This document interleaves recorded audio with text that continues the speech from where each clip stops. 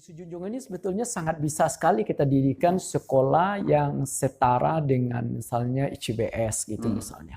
Kita nggak kalah. Nampaknya sekarang sudah mulai bergairah sekolah-sekolah agama yang mulai bermunculan. Kita saja SMK sudah berbentuk pondok pesantren.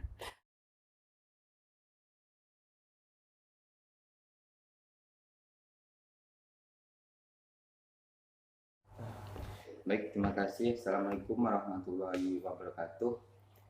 Waalaikumsalam. Kita kepada Allah dengan mengucapkan Alhamdulillahirabbil alamin. Bersolawat kita kepada Nabi kita Nabi Muhammad SAW dengan mengucapkan Allahumma sholli ala sayyidina Muhammad wa ala ali sayyidina Muhammad. Baik, saudara-saudaraku, pada kesempatan kali ini kita bersama pengusaha, bisa dikatakan seorang pengusaha dan bisa dikatakan seorang pendidik, yaitu orang yang terkenal di Kabupaten Sijunjung ini khususnya. Nanti kita akan berbincang-bincang mengenai pendidikan bersama Pak Yong, ya Pak? Ya, Yong Datuk Pudukoreno. Mungkin nanti saya minta Bapak memperkenalkan diri, mungkin bagi saudara-saudara sudah tahu Pak Yong mungkin sudah banyak yang tahu, tapi banyak yang tidak tahu tentang daftar riwayat hidup Bapak, di mana dulu SD, SMP, serta pengalaman Bapak. Mungkin lanjut saja, kita minta perkenalkan Bapak kita. Silakan Pak. Oke, terima kasih. Kesempatan kali ini izinkan kami memperkenalkan diri. Artinya karena kesempatan diwawancarai oleh channel Pemuda Pemimpin Perubahan. Saya bernama Yong Henry, sarjana hukum Datuk Padukoreno dari suku Petopang atau Jambak. Saya semasa kecilnya itu berada di Lintau Buo. Daerah Lintau Buo itu kabupatennya Tanah Datar. Dan SD saya juga di daerah Tigo Jangko di Lintau Buo. Lalu saya lanjutkan ke sekolah agama yaitu MTSN. Sekolah MTSN saya di Pangian, Lintau Buo juga. Setelah tamat itu saya sempat sekolah di SMA 1 Lintau 1 tahun. Setelah itu saya hijrah ke daerah Bagan Sepiapi, daerah Kepulauan Riau. Nah, lalu saya tamat SMA di sana tahun 88-an. Setelah tamat SMA saya terus bekerja dan berusaha membuat cenderamata ekspor ke Singapura dan Malaysia. Sekalian saya kuliah 2 tempat. Satu kuliah di WIR, Fakultas Hukum. Setelah itu saya kuliah juga di Lancang Kuning, Fakultas Ekonomi. Jadi 2 tempat kuliah. Namun tidak selesai. Yang ekonomi itu Pak? Kedua-duanya tidak selesai karena saya konsentrasi di bidang bisnis, cenderamata dan usaha-usaha lain. Lalu saya tahun 91, 92 itu hijrah ke Bukit Tinggi. Di Bukit Tinggi lah saya menimba ilmu dan pengalaman di sana di bidang ekonomi. Di sana saya punya usaha, ada namanya perusahaan bubuk kopi Rang Buki Api. Nah, itu kopi sangat terkenal sekali, sudah pernah dinyanyikan. Sesudah itu saya juga menjual telur. Jadi telur bulat-bulat itu di pasar pakai jas, pakai dasi. Dan sekalian saya tutorial dan juga fasilitator mengajar kewirausahaan dan kepribadian. Dengan kursi itu saya terus berusaha, ada juga punya restoran martabak Mesir. Itu namanya dulu sate goyang lidah. Saya juga punya sate yang terkenal juga di daerah Kapas Panji di Bukit Tinggi. Lalu saya tinggal di Bukit Tinggi itu udah macam-macam. Ada juga developer, usahanya, ada juga di bidang toko bangunan. Baru setelah 13 tahun tinggal di Bukit Tinggi, saya hijrah ke Sawalunto. Di Sawalunto saya menikah di sana dengan Emilia Contessa namanya. Itu dia pegawai negeri. Sana saya juga punya usaha mulai dari developer, air minum isi ulang, toko bangunan, dan furniture dengan namanya Yongki Furniture dan Yongki Bangunan. Habis dari itu tahun 2013 saya hijrah lagi ke Sejunjung. Namun sebetulnya saya 20 tahun yang lampau sebetulnya saya bercita-cita ingin punya yayasan bergerak di bidang pendidikan. Lalu di Sawalunto tahun 2012 saya dirikan sebuah yayasan namanya Yayasan Yong Sumatera Internasional, bergerak di bidang dunia pendidikan, keagamaan, ekonomi, dan sosial. Namun saya tidak berhasil mendirikan sekolah di sana. Saya coba hijrah ke Sejunjung. Di Sejunjung tahun 2013 saya udah mulai di Kandang Baru sana. Di Kandang Baru saya dirikan di sana sekolah SMK dengan jurusan keperawatan. Mulai kecil-kecilan disewa, semuanya serba disewa, gedungnya serba disewa. Tahun 2015 saya habis kontrak di sana, pindah lagi ke daerah Pasar Jumat di daerah Jambatan itu. Jembatan yang Street dulu tuh, Pak. Ya, Street. Jadi pernah Street di situ. Lalu saya ada sekitar 1 tahun di sana. Singkat cerita, kita akhirnya hijrah dan punya lahan sendiri, punya gedung sendiri, yaitu pindah tahun 2016 ke sini. Ke gedung yang baru ini, yaitu di Pasar Gambok.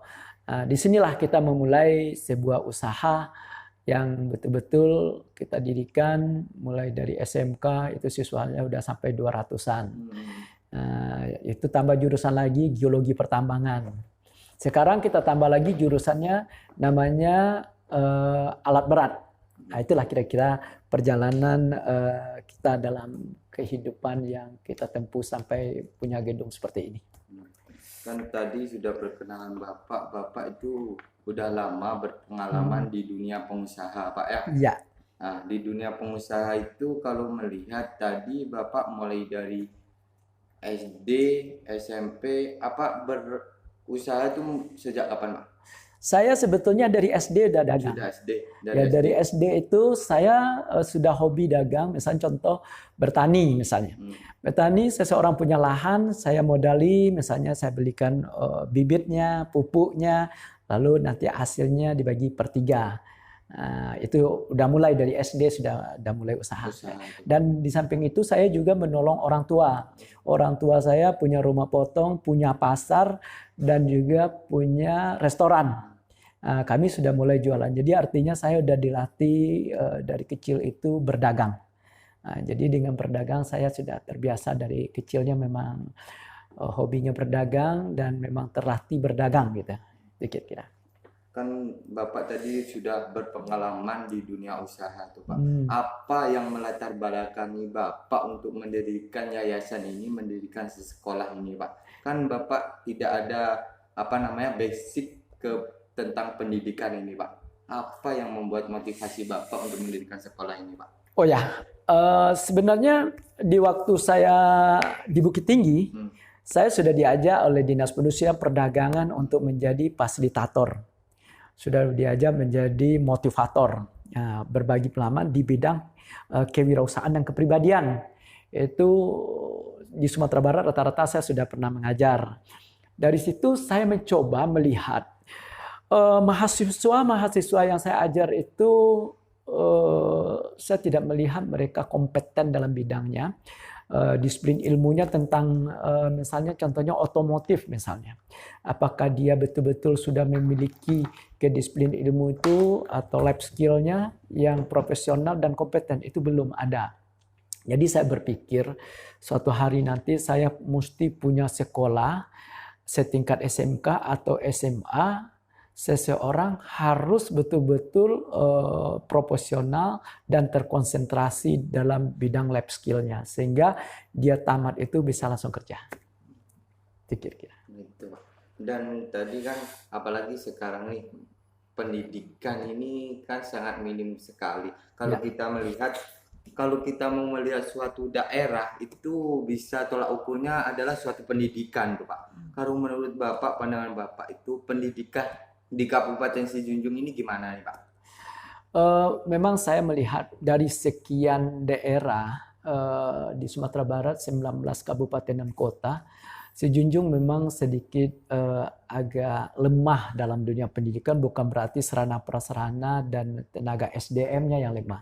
Cuma lingkungannya di sini mungkin karena orang di Sejunjung ini kaya dengan adanya kebun karet, adanya ladang pertanian, ada peternakan, ada pertambangan, sehingga untuk dunia pendidikan itu bagi orang tua atau siswa tidak terlalu serius. Berbeda ya dari daerah Lintau misalnya, Tanah Datar, Bukit Tinggi, dan beda sekali. Jadi di sini karena faktor itulah yang menyebabkan dunia pendidikan di sini tidak terlalu penting betul di Sejunjung. Namun kami berani mencoba. Kenapa masuk ke Sejunjung? Saya punya prinsip begini. Pergilah merantau sejauh-jauhnya, tuntutlah ilmu sebanyak-banyaknya, walaupun ke negeri Sejunjung. Artinya apa? Saya melihat ini daerah kaya. Daerah kaya yang muaranya di sini adalah aliran daripada sungai-sungai itu, makanya terkumpul di sini. Saya berani mencoba dan hijrah ke sini, membawa peruntungan. Alhamdulillah, yang tadinya saya buka dari kilometer 0, yang artinya saya modal dengkul untuk dirikan sebuah sekolah di sini, hasilnya sekarang kita punya lahan sendiri, punya gedung sendiri, sudah bernilai di atas 6 miliaran dengan kondisi ini. Inilah kondisinya. Dan kenapa kita pindah ke sini? Saya melihat masyarakat di sini karena lemahnya dunia pendidikan bagi mereka. Kalau yang mereka ekonominya menengah ke atas, itu sekolahnya keluar. Kalau yang menengah ke bawah, ya dia nggak peduli, tamat SD ya kadang-kadang berhenti, udah kadang-kadang nikah. Begitu juga SMP sampai SMK, jadi memang tidak peduli. Jadi artinya tingkat pendidikan di Sejunjung tidak terlalu diperhatikan betul oleh masyarakat di Kabupaten Sejunjung. Gitu. Kalau sarana prasarana dan SDM-nya saya rasa sudah cukup. Sudah cukup. Ya. Apa yang dikatakan Bapak tadi, kalau di Sijunjung ini kalau ekonominya ke atas itu sekolahnya di luar Kabupaten Sijunjung, contoh di Padang, di Lintau, Bukit Tinggi, Padang Panjang kan Pak. Ya. Kalau kita melihat di sini kan pejabat-pejabat kan banyak di Kabupaten Sijunjung ini Pak. Dia menyekolahkan anaknya di luar, sedangkan pemasukan dia di Kabupaten Sijunjung ini. Kalau saya ajukan pertanyaan ke Bapak, apakah di Kabupaten Sijunjung ini tidak bisa didirikan pendidikan yang seperti pejabat-pejabat maukan, sehingga anaknya itu tidak disekolahkan di luar Kabupaten Sijunjung ini Pak? Apakah bisa didirikan sekolah di sini yang mempunyai kualitas yang mantap tuh Pak, sehingga disekolahkan di Kabupaten Sijunjung ini Pak? Jadi kita di Sejunjung ini sebetulnya sangat bisa sekali kita dirikan sekolah yang setara dengan misalnya ICBS gitu misalnya. Kita nggak kalah. Nampaknya sekarang sudah mulai bergairah sekolah-sekolah agama yang mulai bermunculan. Kita saja SMK sudah berbentuk pondok pesantren. Jadi kedepannya nanti kita juga rencana akan mendirikan SMA Praja Nusantara. Itu orientasinya nanti ke sekolah pamong. Kita akan siapkan, kita kerjasama dengan Dandim dan dengan Tentra nanti. Dan itu sekolah yang kita persiapkan yang lebih berkualitas lagi nanti. Dan mudah-mudahan sarana prasarana kita dari tahun ke tahun meningkat. Sehingga nanti kalang-kalangan elit ataupun orang-orang yang mampu di Sejunjung tidak menyekolahkan lagi anaknya keluar. Itu hanya di harapan kita nanti ke depannya. Jadi sebenarnya kita nggak bisa juga menyalahkan para pejabat ataupun bapak-bapak yang menyekolahkan anaknya keluar. Memang selama ini belum ada sekolah yang setara dengan ICBS ataupun Nurul Ikhlas. Dan mudah-mudahan ke depannya 2 atau 3 tahun yang akan datang, sekolah-sekolah berkualitas itu sudah hadir di Kabupaten Sejunjung. Mungkin karena keterbatasan waktu nih Pak, mungkin apa pesan dan kesan Bapak untuk disampaikan ke pemerintah daerah ini, khususnya di Kabupaten Sijunjung ini, supaya dia memperhatikan pendidikan yang ada di Kabupaten Sijunjung ini, Pak? Apa pesan dan kesan yang Bapak ingin sampaikan kepada pemerintah daerah, Pak? Oh ya, sebetulnya pemerintah daerah sudah cukup bagus dalam program karena protapnya sudah oke, sarana prasarananya sudah oke. Yang terpenting itu sekarang kita menghimbau mungkin dari pemerintah paling rendah, dari Wali Negari, betul-betul dia sadar bahwa dunia pendidikan itu sangat penting. Jadi nggak ada lagi kita berharap nanti ke depannya orang paling rendah pendidikannya itu tamat SMA, tamat SMK gitu. Jadi tidak seperti sekarang lagi yang mereka tamat SMP, tamat SD, udah nikah gitu. Ini perkawinan dini ini jangan sampai terjadi sehingga kualitas rumah tangganya tidak bagus. Jadi harapan kita kepada pemerintah, marilah coba mensosialisasikan kepada pemerintahan terendah agar bikin target kita mesti wajib belajar 9 tahun. Nah ini terpenting, harus dirasa malu lah negari-negari itu ketika anak kemenakannya tidak sekolah. Dan ini himbauan tidak pada pemerintah saja, karena saya seorang datuk dan juga pengurus Elkam Sumatera Barat. Saya meminta juga kepada nenek mama, bundo kandung, pemangku-pemangku adat di nagari juga merasa malu seketika anak kemenakannya hanya tamat SD, hanya tamat SMP. Jadi target sekarang harus tamat SMA atau SMK. Lalu sekarang kami juga sedikit mempromosikan tentang keberadaan SMK SLNYS. Jadi SMK SLNYS ini di bawah payung hukum Yayasan Yong Sumatera Internasional sudah berdiri 6 tahun. Telah menamatkan atau meluluskan 3 generasi. Nah, jadi sekarang pada program terkini yang kita buat sekarang ada 2 pilihan. Kita tetap mendidik orang-orang yang berkemampuan bagus dan juga kita menyekolahkan orang-orang yang ekonomi lemah. Misalnya contohnya yatim piatu. Kalau yatim piatu pada tahun ini kita akan gratiskan sampai tamat dan kita pondokkan karena kita sudah berbentuk pondok pesantren. Sesudah itu kita juga dirikan di sini panti asuhan. Nah, untuk menunjang ini kita juga sudah mendirikan beberapa unit-unit usaha. Nah, sehingga kita tidak ada istilah walaupun yayasan kita mengelola yatim piatu, nggak ada lagi istilah tangan di bawah. Jadi kita akan membesarkan, akan membiayai sekolah mereka dengan biaya unit-unit usaha. Itu yang sedang kita buat. Yang mana di dalam dunia pendidikan di SMK SLNYSI sekarang ada 2 pilihan. Pilihan pertama, seketika seseorang tamat, punya lab skill, punya keterampilan, langsung bekerja. Program itu kita persiapkan dengan bahasa Jepang. Karena mereka kita persiapkan untuk berangkat dan bekerja di Jepang. Kenapa pilihan kita Jepang? Karena di Jepang itu kepastian hukumnya jelas dan gajinya cukup besar. Artinya bekerja di Indonesia 20 tahun, bekerja di Jepang 3 tahun itu lebih kaya yang pulang dari Jepang. Itu pilihan kita kalau mereka mau pilihan bekerja langsung. Jadi harapan kita nanti dia pulang punya modal, kita didik, kita latih untuk menjadi pengusaha muda. Pilihan kedua, seketika dia dipondokkan hafiz Al-Quran 20-30 juz, ini harapan kita dia akan menggantikan para ustadz-ustadz sekelas Ustadz Abdul Somad misalnya. Jadi dengan kondisi itu kita sudah siapkan ustadz kita sudah bentuk pondok pesantren, itu nanti sama ustadz kita Pak Rahmat Sawal namanya. Dengan itu dia akan dilatih dan dididik tentang bagaimana memondokkan anak yang lebih baik. Dia sudah profesional di bidang itu. Jadi harapan kita dengan anak hafal Al-Quran 20-30 juz, kita sudah matchingkan program ini dengan pemerintah dalam dan luar negeri. Karena fasilitas sekarang dengan hafalnya Al-Quran 20 juz sampai 30 juz, itu di universitas ternama dalam dan luar negeri ada program beasiswa full gitu. Apakah itu nanti kita kirim ke Timur Tengah ataupun daerah-daerah Islam yang lainnya, atau dia sekolah di dalam negeri sendiri. Jadi dua pilihan itu, mau kerja cepat atau kuliah. Dalam ini kita kemas lagi. Kita padu-padankan yang kita punya harapan program khusus kita.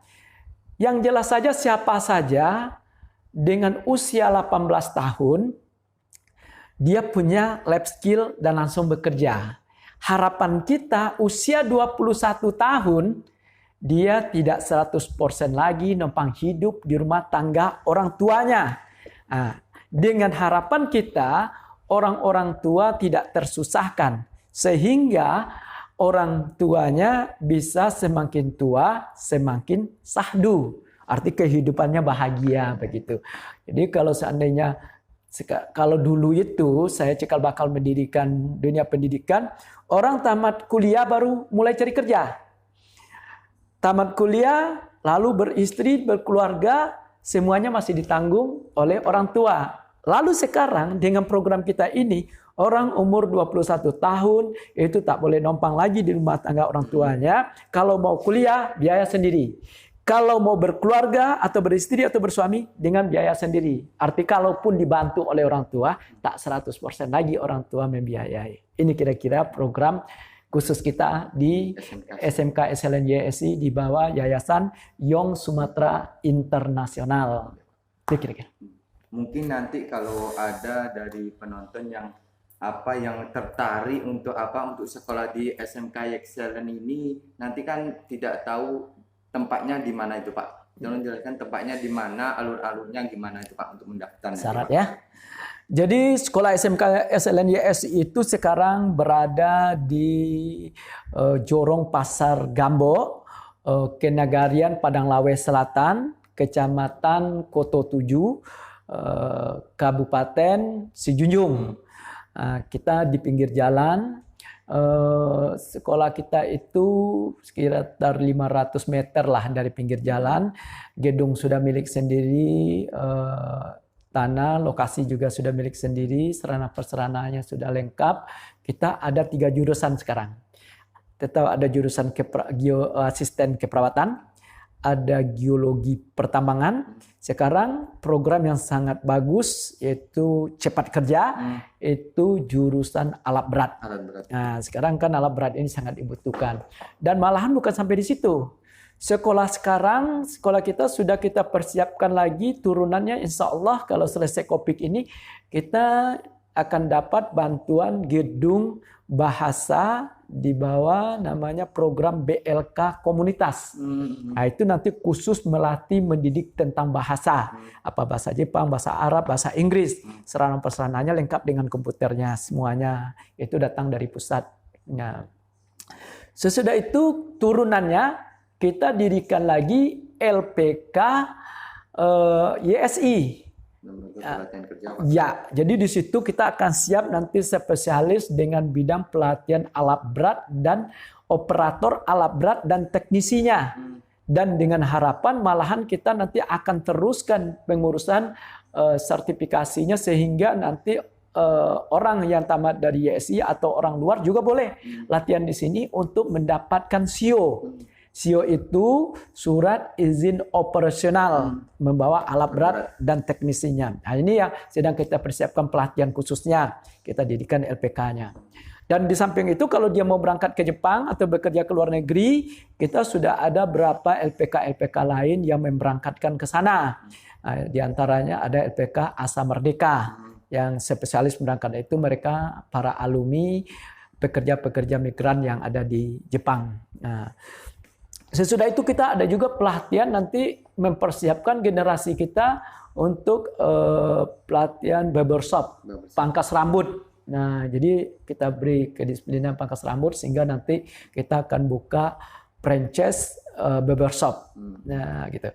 Yang ketiga kita juga mengadakan pelatihan tentang kewirausahaan dan kepribadian.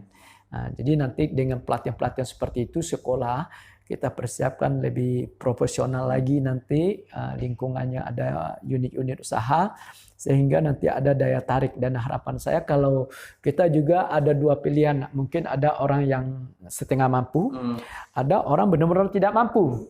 Kalau bagi yang tidak mampu seperti yatim piatu, atau piatu, atau betul-betul tidak berkemampuan, itu boleh sekolah gratis di YSI. Namun kini karena kondisi COVID, kita belum, proses belajarnya masih daring, masih modul. Nah, tapi nanti selesai ini seketika pemerintah sudah mengizinkan, kita mungkin untuk kapasitas 50 orang kita siapkan asramanya. Nah, sehingga nanti mereka betul-betul ada terlatih. Dan kita juga sudah dirikan panti asuhan sekalian. Jadi harapannya silakan nanti kalau ada mulai dari nagari ataupun dari tokoh-tokoh masyarakat di mana saja kalau ada siswa yang tidak sekolah, dia tidak mampu, boleh sekolah. Di sini ada juga program khusus yang mereka mungkin tidak bisa datang sekolah setiap hari, tapi kita akan program dia walaupun dia kerja atau apa, kita akan program sistem daring dan dia sistem modul, dia tetap bekerja, namun ulangan, mata pelajaran dan segala macam dia ikuti atau dia jemput sekali 10 hari. Sesudah itu dia bisa juga nanti tiba di ujian wajib datang, praktek wajib datang. Jadi kalau untuk belajar boleh saja dia di rumah. Jadi ini yang sedang kita terapkan di YSI. Harapan kami kepada tokoh-tokoh masyarakat, wali negari, kalau ada yang berminat silakan hubungi dan datang ke lokasi kami SMK SLN YSI di Pasar Gambok.